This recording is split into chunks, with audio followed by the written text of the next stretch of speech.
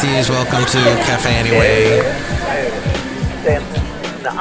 It's Mike's Daily Podcast. Here in Podcastro Valley Ton. Mike's Daily Podcast. It's episode 2812, 2812. It's Mike Matthews. How are you?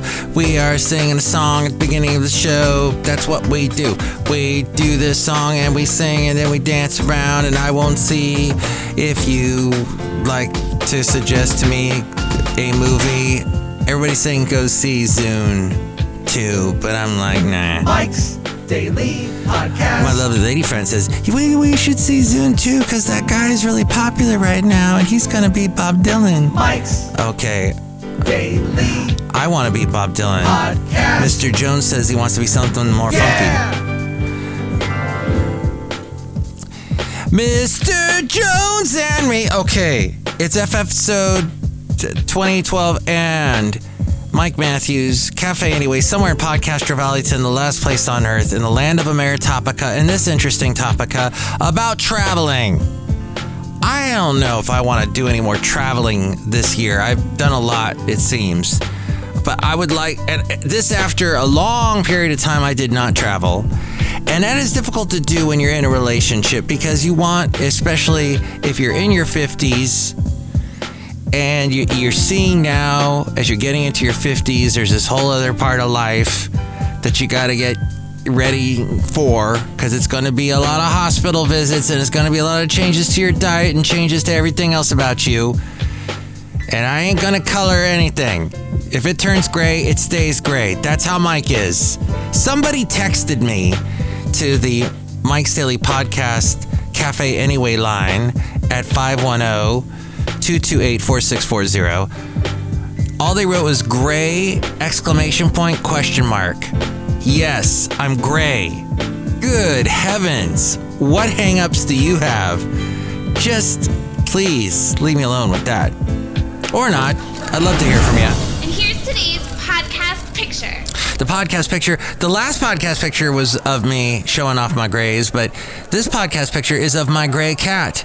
Kind of a darkish gray. He kind of looks like a rock. That's why we call him Rocky.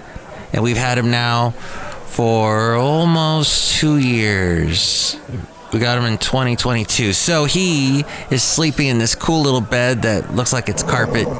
The late great Basil the Boxer never met Rocky the cat, but he would have chased him all over the place. And Rocky would have chased him, and it would have been interesting. But see that picture at mikesdailypodcast.com. But if you are interested in traveling, maybe you heard that if you want to get into Venice, it'll cost you $5.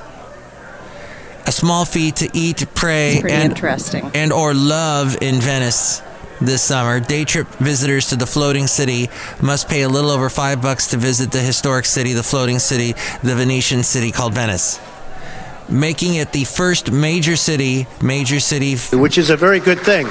Which is a very, very good thing. For a city to charge to get into it. I don't know why this made all the newspapers and the websites and the news media. It just doesn't seem like that big of a thing. Maybe it is because it is the first major city to charge this kind of entrance fee. Is this something we're going to see in the future? Like San Francisco. Mike, it's Mikey Fikey. Great. No, you just can't get into San Francisco, period. You're going to pay it. Well, you already pay to get into San Francisco. You got to pay to get over the bridge. You got to pay to ride BART. You got to pay to park. There's really no reason to go to San Francisco unless you really want to be a tourist and do it. It's a nightmare of a show. It's a nightmare of a show, is what it is. Welcome to my nightmare, said Alice Cooper. Open seating no more?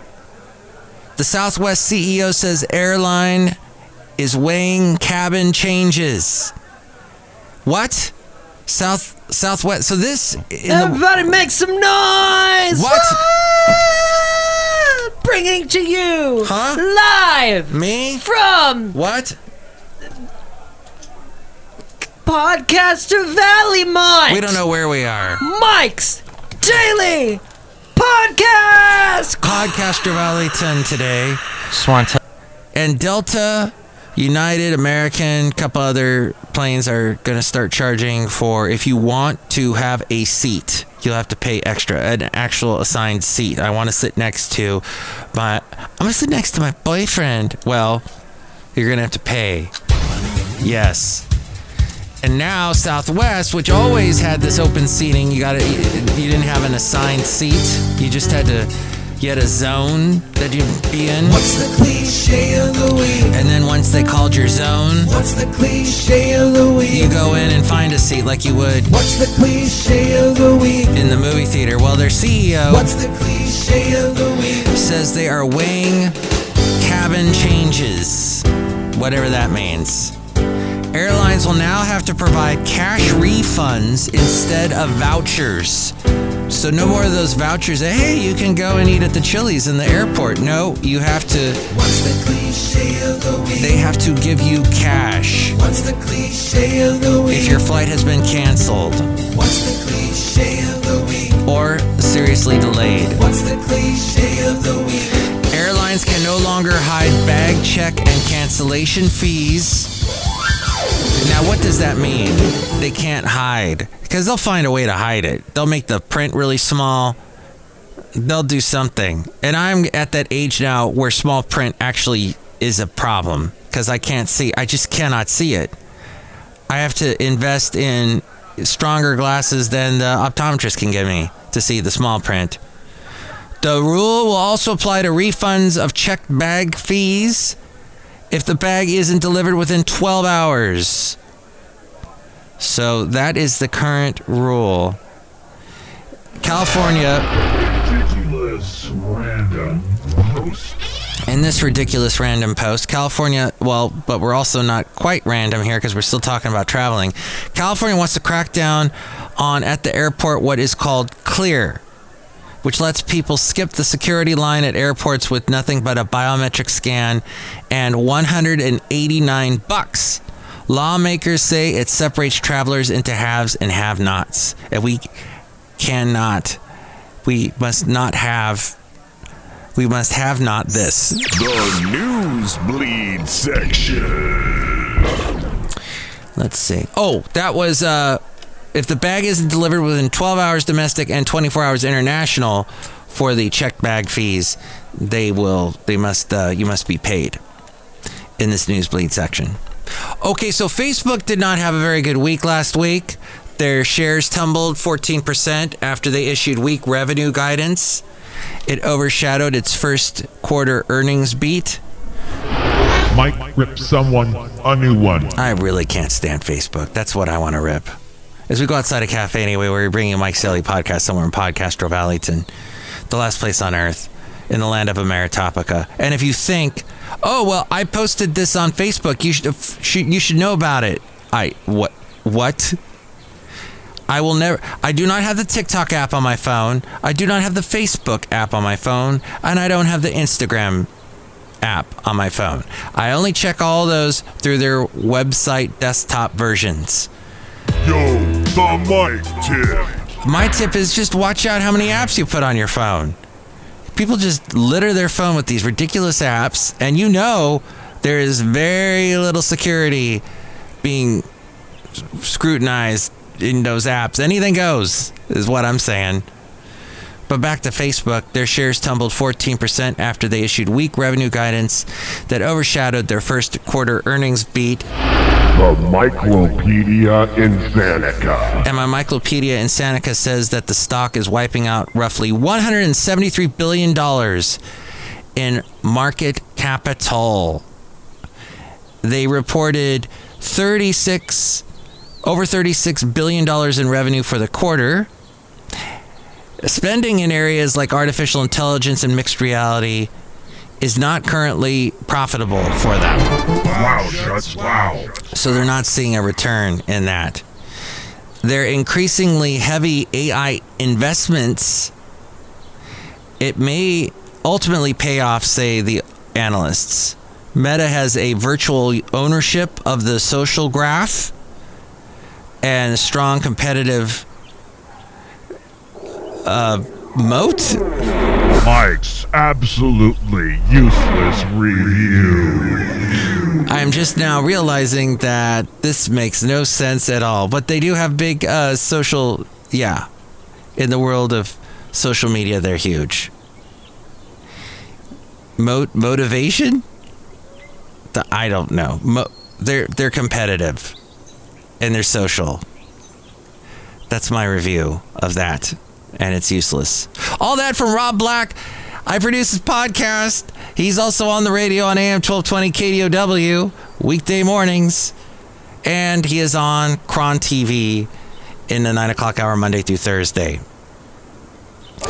Live and local. If you're in the Bay Area, he's local. Oh, they estimate that more than 3.2 billion people use at least one of the apps that Meta owns every day. AI is already helping improve app engagement, which naturally leads to seeing more ads and improving the ads directly. Mike's Daily Podcast Master Pod Theater. Oh, okay. All right. Hi. Here's my theater presentation. It is called AI. Hey, I am happy to be here today. I am artificial intelligence. My intelligence is not real, it is artificial. That's my song, that's my musical called Artificial. So that's pretty much it. Meta raised its forecast for full year capital expenditures to range about the whiny white man wine list. $40 billion. And people are whining about Facebook and social media and TikTok. Although the whining has subsided on TikTok now that people see that it may not be around much longer in America. Matthew's News. That's my news. It may disappear. We'll see. It's going to change somehow. It's interesting. It is an interesting year, isn't it, in this election year? San Francisco Assemblyman Matt Haney is spearheading a proposed bill in California that could make it the first state in the U.S. to grant employees the legal rights to ignore non-emergency calls and emails outside of work hours. Mike's Scavenger Hunt. And as we dig into this scavenger hunt, under this legislation, any employer found violating this right could face a minimum fine of $110. No, just $100. $100 is your fine. It's inspired by Australia's upcoming right to disconnect law. And of course, this assemblyman is from San Francisco. Matt Haney aims to provide workers with the autonomy to refuse communications from their bosses during personal time. Random. That's my random bit of news. The similar laws exist in over 10 countries already. Did you know? France, Canada, Portugal. New York City previously considered a comparable measure in 2018, but said no. Because how are you going to do this? And if you are an employee... Oh, yeah. Yeah. It's interesting. As someone who is a manager, I don't think I've ever really reached out to, unless it was someone that was at work at the moment. Yeah, if they weren't working, I left them alone until it was an actual workday situation. Oh, but there's this one guy at work who bugs me all the time. This should also apply to managers not being bugged. Because good heavens, I've gotten bugged about the most ridiculous things. Dude, my time card's messed up, Mike. Can you fix it? It's 11 o'clock at night on a Tuesday. Can you check back with me tomorrow? But I don't want to lose money. You won't be paid till the end of the week. Calm down. We have time to unfold all this. So that is interesting. Let's see.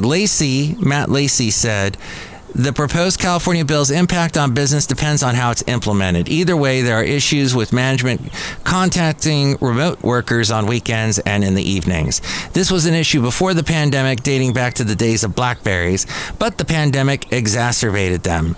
Worker burnout has increased, and it's becoming a problem for businesses. We do not know if this law would be the solution, but we need to figure out a way to prevent burnout. It's pivotal for companies' bottom lines, said Lacey.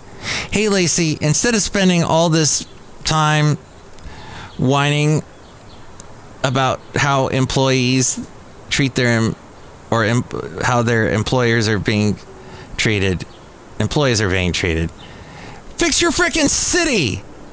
San Francisco is still a nightmare. My gosh. Oh, he's got a podcast too. Okay. Well, all that came from bccommunications.com. Maybe they represent his podcast. But that I'm sure a lot of whiny white men are going to complain about that. What? First minimum wage going up to $20 and now this? What? Oh, and then there's this little bit. And that is that 81% of Americans say salary transparency would influence accepting a job offer. That came from NorthstarInbound.net. The pay transparency movement is gaining momentum with new laws enacted across the country and millions of people consuming How Much Do You Make content on social media. A new USA Today Blueprint survey uncovered how employees in America feel about pay transparency. The key findings were that 83% of Americans believe that employees would benefit from full salary transparency. So let's see, 81% say salary transparency would influence their decision to accept a job offer. I think we have to legally do that now in California. That was a recent thing within the past year.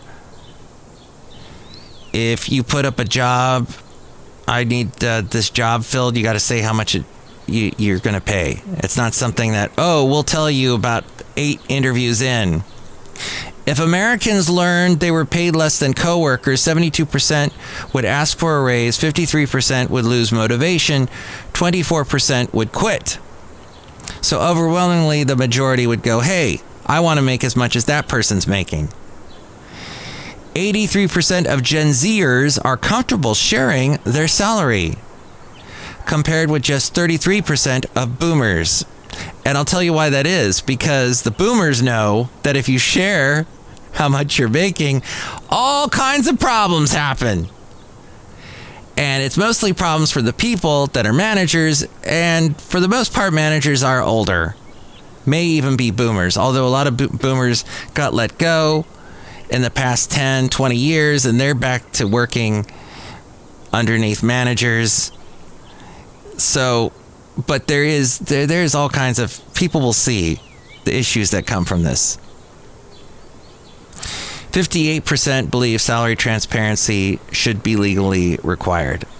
Outside of Café Anyway, somewhere in Podcastro Valley, the last place on earth.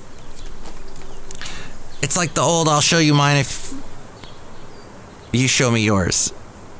That whole thing. That goes way back, everybody. That goes way, you older folk know what I'm talking about. And that was the creepy section of the podcast today. Look who's here. Hello, Matthews. It's Chely Shoehart, gift shop supervisor. I make exactly that much amount, Mike Matthews. Wow. I didn't know you made that much.